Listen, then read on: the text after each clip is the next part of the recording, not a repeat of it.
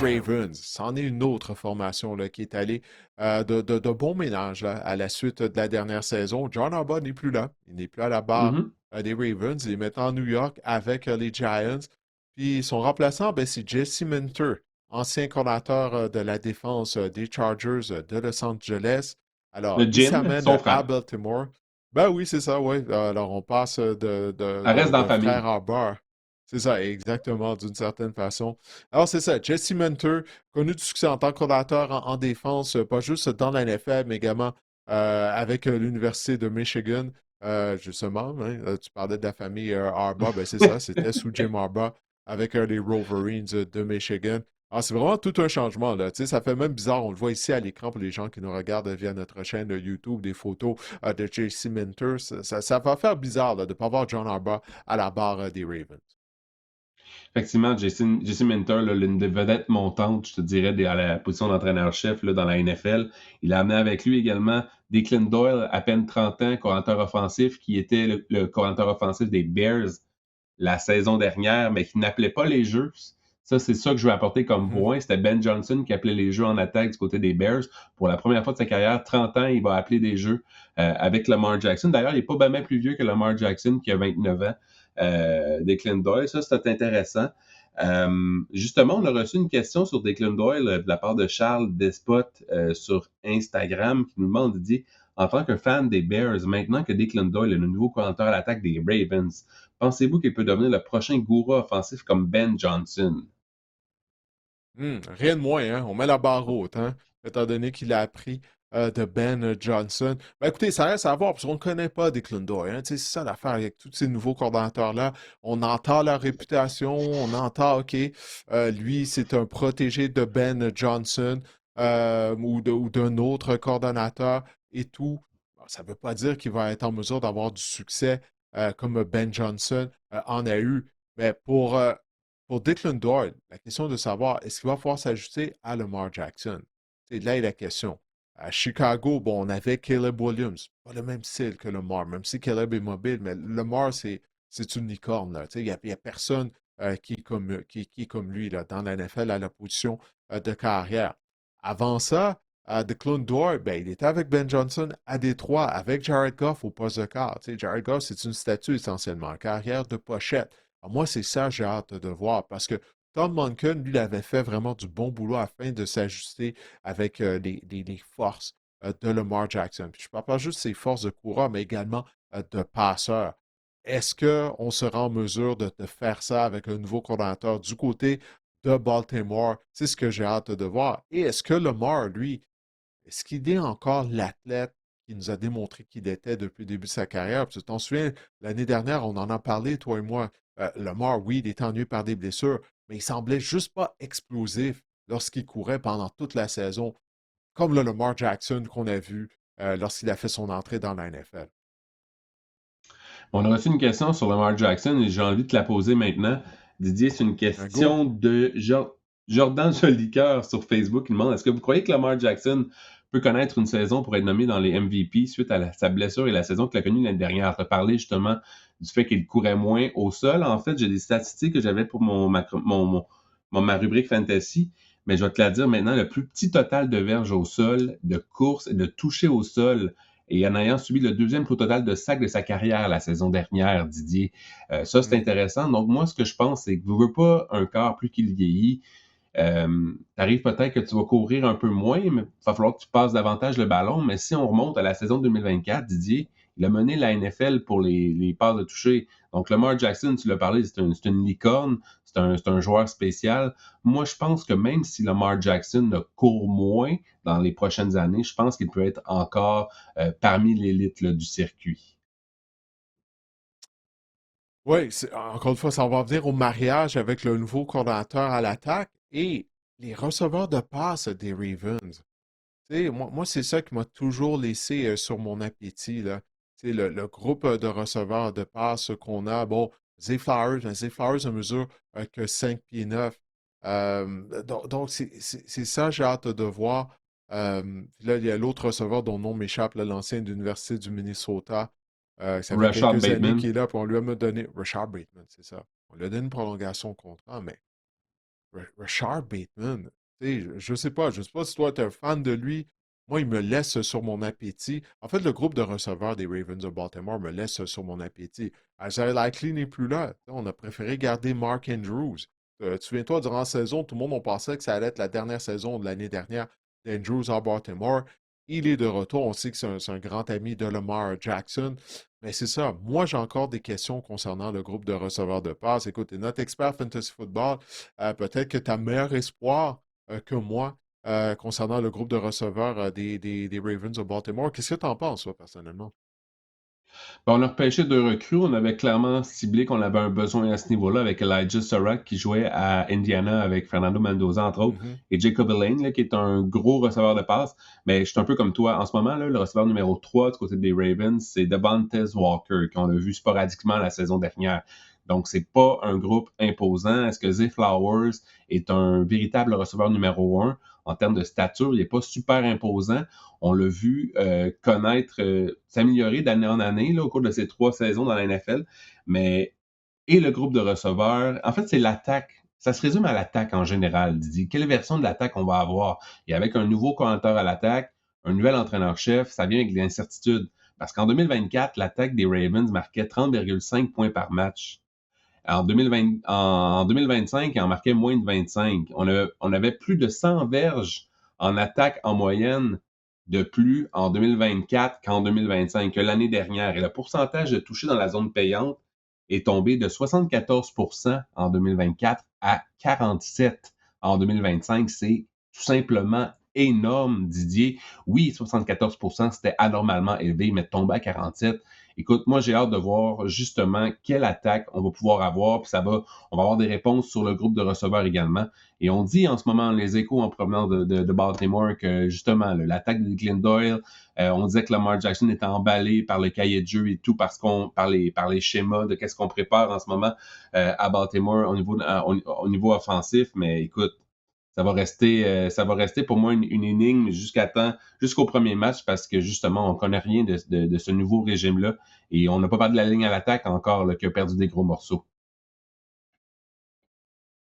Oui, définitivement. Écoute, ça peut nous permettre, je crois qu'on n'a pas encore regardé les tableaux des départs et des arrivées du côté des Ravens de Baltimore. Tu parles de gros morceaux, le centre Tyler Linderbaum, considéré comme un des meilleurs, c'est pas le meilleur centre de toute la NFL, ben, il a quitté via le marché des joueurs autonomes, porte maintenant les couleurs des Raiders plutôt de Las Vegas, j'allais dire d'Oakland.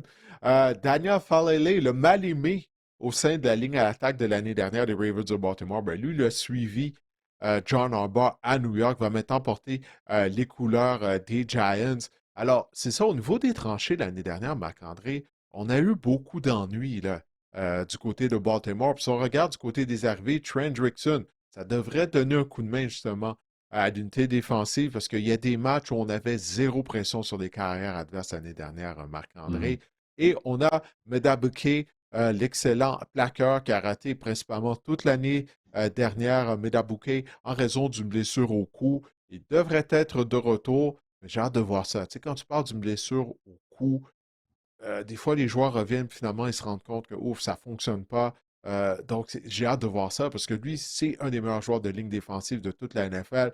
Il y a 2 ans, en 2024, il avait vraiment connu toute une saison. Alors, potentiellement, s'il peut rester en santé, jumelé avec Trey Hendrickson et le chasseur de cartes qu'on avait repêché l'année dernière, son nom m'échappe, là, le produit de l'Université Marshall, ça pourrait être intéressant du côté des Ravens. On a également repêché Zion Young, un chasseur de cartes de l'Université Missouri. On a repêché ce qui est possiblement le meilleur garde du repêchage, Iaoune de Penn State. Alors, on a essayé de s'améliorer au niveau des tranchées du côté des Ravens et c'est ce qu'on devait faire parce que, oui, on a parlé, tu viens de mentionner la baisse de production de l'attaque. Ça a été un facteur. C'est vrai que la défense était désastreuse l'année dernière du côté des Ravens de Baltimore.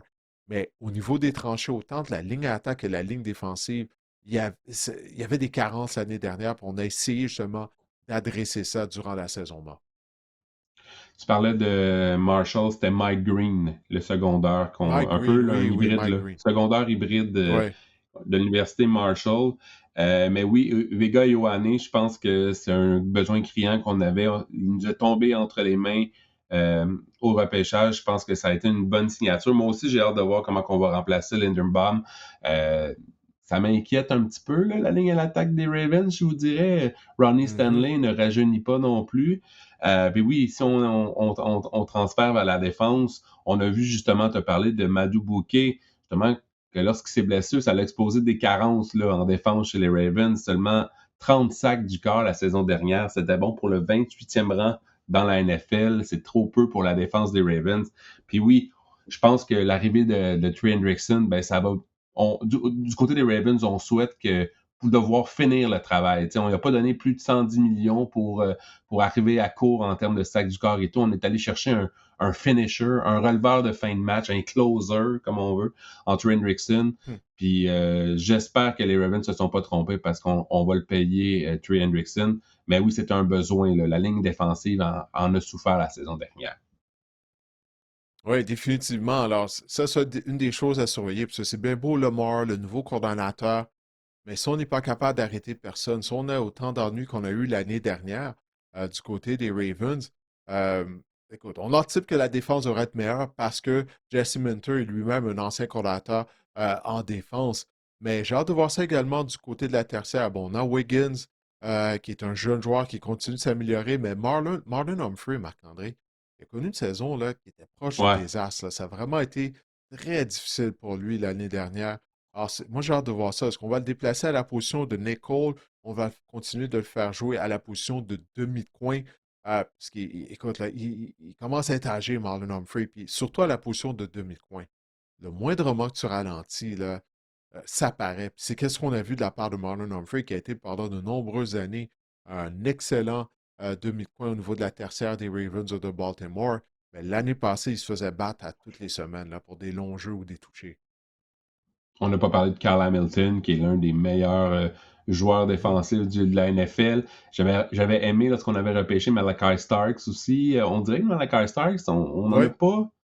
Il n'y a pas eu un. Il y a eu un moins gros impact que j'aurais anticipé à sa première saison. Là. Je ne sais pas qu'il a été mauvais, mais il y a quand même. Il y a moins. On en a moins parlé que j'aurais pensé, disons ça comme ça, Malachi Starks, mais ça demeure, selon moi, qui est un joueur qui pourrait prendre du galon à sa deuxième année. Ouais, ben souviens-toi, on avait le coordinateur de la défense là, qui était un peu un mal-aimé à Baltimore, avec raison, là. Tu sais, lors de ces deux Ouais, saisons, Joe Orr, Zach Orr, ouais, Zach ouais, Orr. Zach Orr. Ouais, c'était difficile, là. Il était très jeune, il n'avait pas beaucoup d'expérience, puis c'est comme s'il apprenait sur le tas, là. Donc, avec Minter, qui a plus d'expérience, justement, je pense en théorie, là, que cette défense-là devrait être améliorée, là, tu sais, parce qu'on a des joueurs de talent au sein de l'unité défensive de Baltimore. On a reçu une question de Charles Cosina sur Instagram qui demande est-ce que les Ravens sont des aspirants au Super Bowl? Ouf. Pour l'instant, je suis obligé de te dire que non.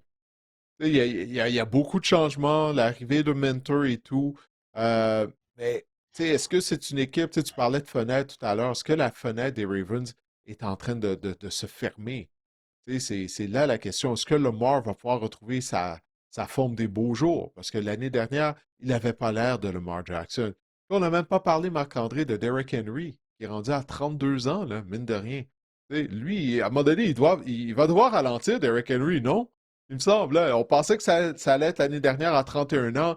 Il a réussi à connaître une excellente saison, malgré le fait qu'il était âgé de 31 ans et tout le kilométrage avec son style de course qui est tellement robuste. Mais là, à 32 ans, est-ce que le roi Henry va ralentir finalement? C'est ça, moi, j'ai des doutes là-dessus. Ben, moi, je parie plus contre Derrick Henry, en fait. Peut-être. Tu dis qu'un moment donné, les quatre roues de la charrette vont quitter, là, mais écoute, je sais pas quand. Moi, je pense qu'il va peut-être encore jouer en 2035, là, si la tendance se maintient. Sa tendance, ce métier va être éternel, Ouais. Derrick Henry. Mais non, mais j'ai Il hâte est de comme voir ça parce Thanos, que là. Il y a le Infinity Stone, je sais pas c'est quoi en français, là, les pierres de l'infini. Je sais pas. En de tout cas, bref. l'infini. Oui. Je ne sais pas comment ils avaient En traduit tout ça. cas, J'avais vu les films en anglais. ouais. Mais ouais, ça pour dire. Moi aussi. Mais c'est ça, parce que quand tu regardes la position de porteur de ballon, après lui, on a Justice Hill. Justice Hill, bon, il a son rôle au sein d'attaque des Ravens, mais il a un petit gabarit. On n'a pas beaucoup de profondeur, la position de porteur de ballon, là. Tu sais, puis notre porteur de ballon partant, il a 32 ans. Il va être à Canton, en Ohio, un jour, Derrick Henry, il n'y a aucun doute là-dessus. Mais c'est ça, là, tu sais, si lui est en perte de vitesse, on n'est pas bien nanti, justement, pour avoir un autre porteur de ballon qui pourrait lui donner un coup de main, je trouve, personnellement. Exact. J'ai hâte de voir moi aussi, mais écoute, c'est tellement un homme de fer. Puis, écoute, comme je l'ai dit, moi, je parie pas sur Derrick Henry. Même s'il a ralenti, j'avais des statistiques dans mon petit bloc fantasy que je voulais vous parler, mais je vais te le dire maintenant. Quand même terminé septième pour les courses explosives en 2025 parmi les porteurs de ballon. Les courses explosives, on parle de courses de quoi? De plus de 15 verges. Donc, il est encore Mhm. capable, le bon vieux Derrick. C'est ça que j'essaie de vous dire. Ouais, c'est ça. Il est encore explosif, Derrick Henry. Ou même si vous pensez peut-être le contraire.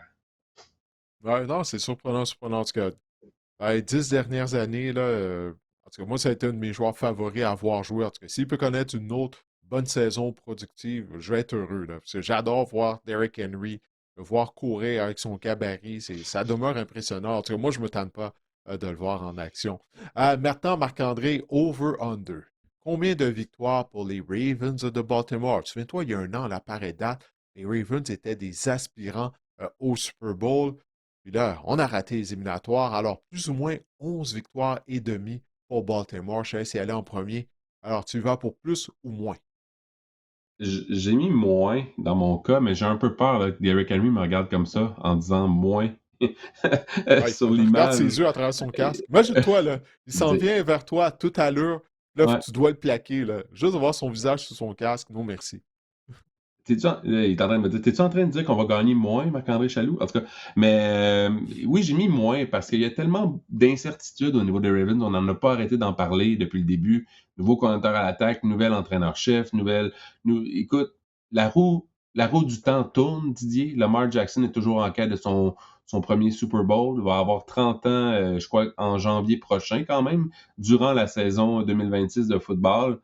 Je pense qu'il aimerait justement ajouter à sa légende ou écrire sa légende avec un trophée Vince Lombardi. Puis je pense que justement, tranquillement, pas vite, il y a beaucoup d'incertitudes. Peut-être que la fenêtre est pas grande ouverte cette année du côté des Ravens, peut-être entrouverte. Je trouve que 11,5, c'était élevé comme plateau à atteindre. J'ai mis moins.